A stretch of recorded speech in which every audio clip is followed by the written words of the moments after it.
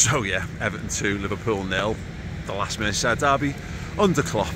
Ends with a defeat. And look, a fully deserved one. We were at Box Park doing a live show and surrounded by more Evertonians than I would have chosen and I would have liked. I've not been in that environment for many years. I'd forgotten what it feels like to lose to Everton, but also, another game follows the same pattern that it always seems to follow, is that we didn't wake up, we didn't, get on top of the game until we're a goal down, and then never really did. Obviously we had a bombardment back to them toward the end of the first half, shots and chances, and look, it's the same story that's been now for a month. It's great creating chances, that's the fundamentals, that's the first step. The second step, score some goals, win some football matches, and we just didn't do that again today. So it's felt like a familiar story, and once it got to 60 minutes, I've never seen a more inevitable Liverpool defeat in all the time I've had watching Liverpool.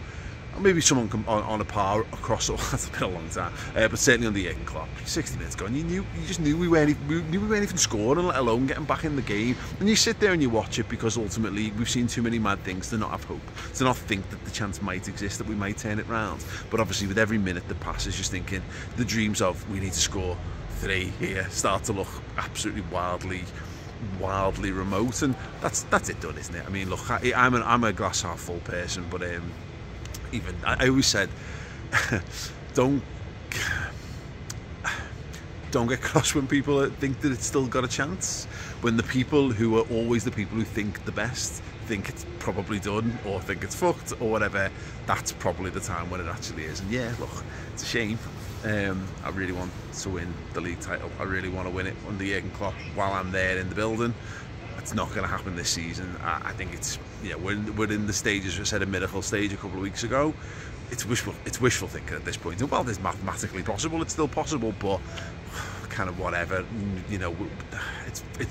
It's frustrating as all hell. And look, the worst thing about it is Liverpool got good players on the pitch there today. Got players capable of winning that football match, and they were garbage. Mo Salah, utterly garbage.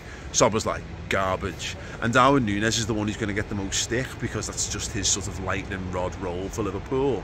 And fair play, look, he had chances and he missed them, but Mo Salah is meant to be our best player, and he's been absolutely anonymous since coming back from injury. Scored a few pens, got into a couple of decent positions, but it's like he didn't want the ball, or he was marked out of the game.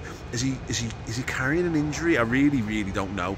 But Liverpool had nothing there then. On 60 minutes, when you need to change the game, and we're putting, the exception of Elliott, who should have started. And I get the idea of putting bigger players on the pitch because Everton are a physical team. It's Dyche, and obviously they dominated us physically, particularly from set pieces. Elliott should have been on. Elliott deserved to start for me.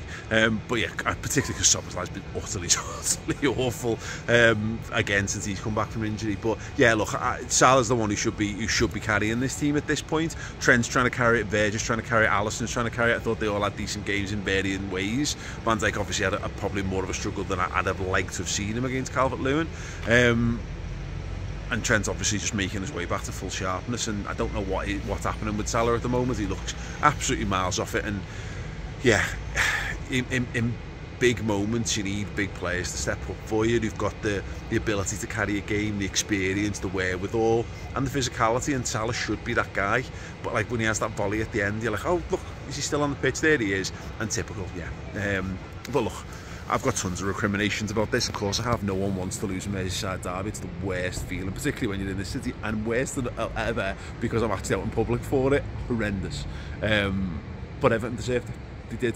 It's party time for them. They've stayed up. That's them staying up. That's them now forever saying that they cost Liverpool the title, which is the worst thing about all of this. That's what you've done to us, Liverpool. You've given Everton, the people who we normally laugh our heads off at, you've given them banter fuel for all eternity now, because they've cost Klopp his last chance at winning a league title. So yeah, thanks, nice one for that. Anyway, look, I'm sure I'll cheer up a bit in the morning. I just want to get back to watching my football team now for the last few games. If something mad happens, I'll be there for it. But yeah, we're just all gonna have to find ways to enjoy what's left of Liverpool's time under Jurgen Klopp, and then see him off have that big tearful farewell and then start to look towards the summer and the future. Maybe it means a slightly lower bar for the new manager to come into. I don't know. I'd rather it be the highest possible, to be honest, but life's a shit house. Right, leave a like because it'll make me feel better. Comment below. Big shout to Luis Diaz, by the way, before I go and leave it on not to leave it on a visual. Luis Diaz was brilliant. The only player, him and McAllister, it feels like, and maybe Trent, and look, there's plenty of players, but Luis Diaz, nobody wants to win the title more than Luis Diaz. He's just being let down by the players around him.